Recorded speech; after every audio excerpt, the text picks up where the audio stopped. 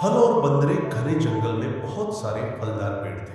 उन्हीं पेड़ों पर एक शरारती बंदर रहता था। वह हर दिन पेड़ों से फल तोड़ता और बिना खाए इधर उधर फेंक देता। जंगल के दूसरे जानवर उससे परेशान थे, लेकिन बंदर को किसी की परवाह नहीं थी। एक दिन जंगल में एक बूढ़ा तोता आया।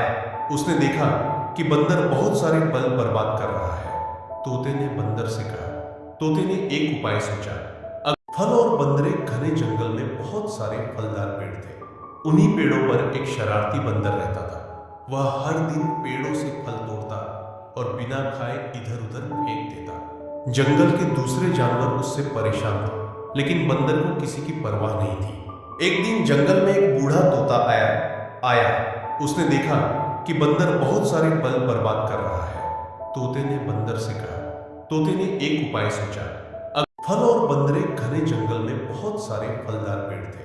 उन्हीं पेड़ों पर एक शरारती बंदर रहता था। वह हर दिन पेड़ों से फल तोड़ता और बिना खाए इधर उधर फेंक देता। जंगल के दूसरे जानवर उससे परेशान थे, लेकिन बंदर को किसी की परवाह नहीं थी। एक दिन जंगल में एक बूढ़ा तोता आया।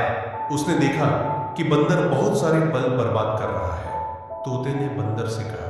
तोते ने एक उपाय सोचा। फल और बंदरे घने जंगल में बहुत सारे फलदार पेड़ थे। उन्हीं पेड़ों पर एक शरारती बंदर रहता था। वह हर दिन पेड़ों से फल तोड़ता और बिना खाए इधर उधर फेंक देता। जंगल के दूसरे जानवर उससे परेशान थे, लेकिन बंदर को किसी की परवाह नहीं थी। एक दिन जंगल में एक बूढ़ा तोता आया। उसने देखा कि बंदर बहुत सारे फल बर्बाद कर रहा है। तोते ने बंदर से कहा। तोते ने एक उपाय सोचा। फल और बंदरे घने जंगल में बहुत सारे फलदार पेड़ थे।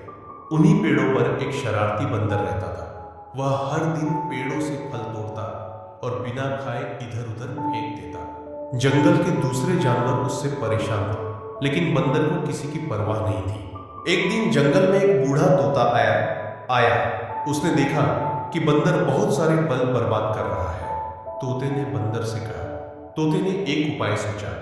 अगले दिन उसने बंदर को एक मीठा आम दिया और कहा, अगर तुम इसे ध्यान से खाओगे तो तुम्हें इसका असली स्वाद पता चलेगा।